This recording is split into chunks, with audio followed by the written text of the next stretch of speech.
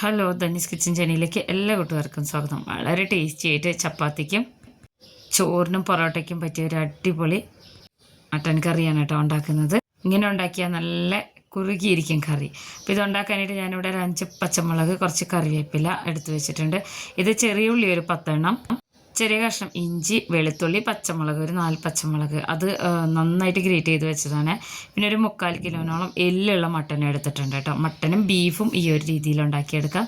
പിന്നെ സവാള ഒരു 3 വലിയ സവാള ഇതുപോലെ ചോപ്പ് ചെയ്തെടുത്തതാണ്. ഇത് ഈ ഒരു രീതിയിൽ അരിഞ്ഞെടുത്ത് കഴിഞ്ഞാൽ നല്ല തിക്കായിട്ടിരിക്കും കറി. തക്കാളി ഞാനിവിടെ 2 എണ്ണം എടുത്തിട്ടുണ്ട്. അപ്പോൾ ഇത് ഞാൻ അരിഞ്ഞെടുത്തത് എങ്ങനെയാണെന്ന് കാണിച്ചു തരാം. പെട്ടെന്ന് ഉണ്ടാക്കിയെടുക്കാൻ വേണ്ടിയിട്ട് ഇങ്ങനെയാണ് ഞാൻ ചെയ്തെടുക്കാറ് കേട്ടോ. അപ്പോൾ ഈ ചോപ്പറിലിട്ടിട്ടാണ് ഞാൻ ഇതുപോലെ എല്ലാം കൂടെ ഒരേ രീതിയിൽ ഇങ്ങനെ ചോപ്പ് ചെയ്തെടുത്തിട്ടുള്ളത്. അപ്പോൾ ഇത് വളരെ ചെറിയ പൈസ മാത്രമേ ഉള്ളൂ, കുറേ മുന്നേ വാങ്ങി വെച്ചതാണ്. ഇതിൻ്റെ ലിങ്ക് വേണമെങ്കിൽ ഞാൻ ഇതിൻ്റെ താഴെ കൊടുത്തേക്കാം കേട്ടോ. അപ്പോൾ ഇത് എളുപ്പത്തിൽ പണി തീരാൻ വേണ്ടിയിട്ട് ഞാനിങ്ങനെ ചെയ്തെടുക്കാറുണ്ട്. ഇനി ഞാനിവിടെ കുക്കർ സ്റ്റൗവിൽ വെച്ചിട്ടുണ്ട്. ഇതിലേക്ക് വെളിച്ചെണ്ണയാണ് ഒഴിച്ചു കൊടുക്കുന്നത് കേട്ടോ. ഏതാണ്ട് ഒരു 1/4 കപ്പോളം വെളിച്ചെണ്ണ ഒഴിച്ചു കൊടുക്കുന്നുണ്ട്.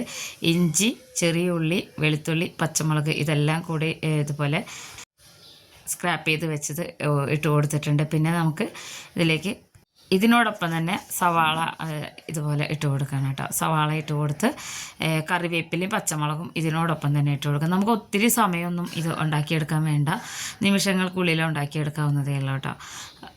ഇതേ രീതിയിൽ തന്നെ ഞാൻ ബീഫ് കറി ഉണ്ടാക്കാറുണ്ട്. രണ്ടിനും എനിക്ക് തോന്നുന്നത് അസാധ്യ ടേസ്റ്റാണ്. മിക്ക ദിവസവും ചപ്പാത്തിയുടെയും പൊറോട്ടയുടെയും കൂടെ ഞാൻ ഉണ്ടാക്കുന്ന ഒരു എളുപ്പക്കറിയാണ്. ഇങ്ങനെ ഒരുപാട് വെള്ളം ഇങ്ങനെ തിക്കായി നിൽക്കാതെ കുറുകിയിരിക്കുന്ന ഒരു കറി. അപ്പോൾ അത് നന്നായിട്ട് വഴറ്റിയെടുത്തതിന് ശേഷം 1/2 സ്പൂണോളം മുളക് പൊടി ചേർത്ത് കൊടുത്തിട്ടുണ്ട്. പിന്നെ മല്ലിപ്പൊടി ഞാനിവിടെ കൂടുതൽ ചേർത്ത് കൊടുക്കുന്നുണ്ട്. മല്ലിപ്പൊടി ഏതാണ്ട് ഒരു 3 സ്പൂണോളം നിറയെ എടുത്തിട്ടുണ്ട്. പിന്നെ കുരുമുളക് പൊടി 1.5 സ്പൂണോളം എടുത്തിട്ടുണ്ട്. 1 സ്പൂണോളം ഗരം മസാല പൊടിച്ചതാണ്. ഇത് പട്ട, ഗ്രാമ്പു, ഏലക്ക എല്ലാം കൂടെ ചേർത്ത് കൊടുത്തിട്ടുണ്ട്. അതിൻ്റെയൊക്കെ വീഡിയോ ഞാൻ ഇട്ട് കൊടുത്തിട്ടുണ്ടായിരുന്നു, കാണാത്തവരൊന്ന് കണ്ടു നോക്കണേ. അപ്പോൾ അതും കൂടെ ചേർത്ത് കൊടുത്ത് നന്നായിട്ട് ഈ ഒരു രീതിയിൽ ഇളക്കിയെടുക്കണം.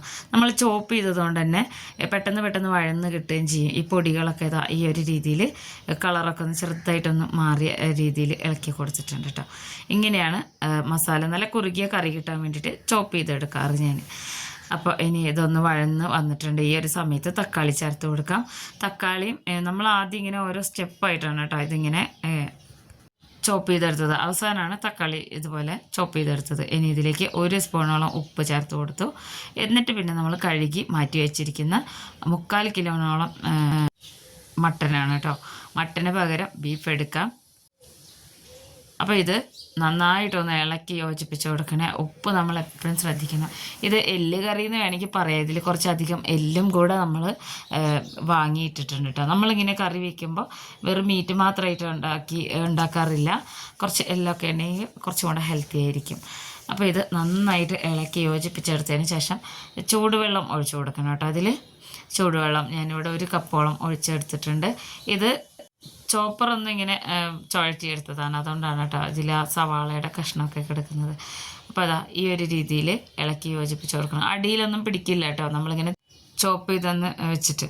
അപ്പം നന്നായിട്ട് ഇളക്കി യോജിപ്പിച്ച് കൊടുക്കണം. കുറച്ച് വെള്ളമൊക്കെ അതിൽ നിന്ന് തന്നെ ഉണ്ടാവും. പിന്നെ നമ്മൾ കുറച്ചൊരു 1/4 കപ്പ് വെള്ളം കൂടെ എക്സ്ട്രാ ചേർത്ത് കൊടുത്തിട്ടുണ്ട് കേട്ടോ. നന്നായിട്ട് ഇളക്കി കൊടുക്കണം. അടിയിലൊക്കെ നല്ലോണം ഇളക്കിയെടുക്കണം. ഇത് സ്റ്റീലിൻ്റെ കുക്കറായതുകൊണ്ട്. അപ്പോൾ അടച്ച് വെച്ചിട്ട് മീഡിയം ഫ്ലെയിമിൽ ഒരു 5 വിസിൽ വരുന്ന വരെ ഞാൻ വിസിലടിക്കുന്നുണ്ട് കേട്ടോ. ഇങ്ങനെയാണ് നല്ല പെർഫെക്റ്റ് ആയിട്ടുള്ള മട്ടനും അതുപോലെ തന്നെ ബീഫും കറി ഉണ്ടാക്കിയെടുക്കാറ്. അപ്പോൾ ഇത് വിസിലൊക്കെ പോയി ഒരു 5-6 മിനിറ്റ് കഴിഞ്ഞിട്ടുണ്ട്. ഞാൻ കാണിച്ചു തരാം. നല്ല അടിപൊളിയായിട്ടുള്ള എല്ല് കറി പോലെയുള്ള മട്ടൻ കറി ഇവിടെ റെഡി ആയിട്ടുണ്ട്. ഇതിൽ ഇനി നമുക്ക് വെള്ളം കൂടുതലായിപ്പോയെന്നോ കുറവായിപ്പോയെന്നോ ഒന്നും തോന്നില്ല കേട്ടോ. നല്ല പെർഫെക്റ്റ് ആയിട്ട് വെന്ത് വന്നിട്ടുണ്ട്. നമ്മുടെ ആ എല്ലിൽ നിന്നൊക്കെ ഇതിൻ്റെ ആ മീറ്റൊക്കെ ഇങ്ങനെ വിട്ട് വരുന്ന പരുവത്തിൽ ഇത് വെന്ത് കിട്ടിയിട്ടുണ്ട്. ഇത് ഇനി നന്നായിട്ടൊന്ന് ഇളക്കി യോജിപ്പിച്ച് കൊടുക്കുക. അതിൻ്റെ ആ തിക്നെസ് കണ്ടോ, നമുക്കിത് കറക്റ്റാണ്. ചപ്പാത്തിക്കും അതുപോലെ തന്നെ പൊറോട്ടയ്ക്കാണ് ഏറ്റവും കൂടുതൽ ഇത് മാച്ച് ചെയ്യുന്നത് കേട്ടോ. എല്ല് കറി പോലെയുള്ള മട്ടൻ കറി. അപ്പോൾ നമ്മുടെ കറി ഇവിടെ പെർഫെക്റ്റായിട്ട് വന്നിട്ടുണ്ട്. അത്യാവശ്യം തിക്നെസ്സൊക്കെ ഉണ്ട്. നമ്മൾക്കിനി ഇത് സെർവ് ചെയ്യാം. ഇതുപോലെയാണ് ഇരിക്കുക കേട്ടോ. അപ്പോൾ അതാ ടേസ്റ്റി ആയിട്ട് ഞാനിവിടെ ചപ്പാത്തിയുടെ കൂടെയാണ് കഴിക്കുന്നത്. എല്ലാവരും ഉണ്ടാക്കി നോക്കണം. എല്ലാവർക്കും ഇഷ്ടമാവും. വീഡിയോ ഇഷ്ടപ്പെട്ട ചാനലൊന്ന് സബ്സ്ക്രൈബ് ചെയ്ത് വയ്ക്കണേ. ഫ്രണ്ട്സിനൊക്കെ ഒന്ന് ഷെയർ ചെയ്ത് കൊടുത്തേക്കണം. നമ്മൾ 2-3 ആഴ്ച കൂടുമ്പോഴാണ് ഈ മീറ്റൊക്കെ വാങ്ങിക്കുക. അപ്പോൾ ഉണ്ടാക്കിയെടുക്കുന്നതാണ് കേട്ടോ. എല്ലാവരും ഉണ്ടാക്കി നോക്കി അഭിപ്രായങ്ങൾ അറിയിക്കണേ. ഇതുപോലെ ഈസി റെസിപ്പീസായിട്ട് അടുത്ത വീഡിയോയിൽ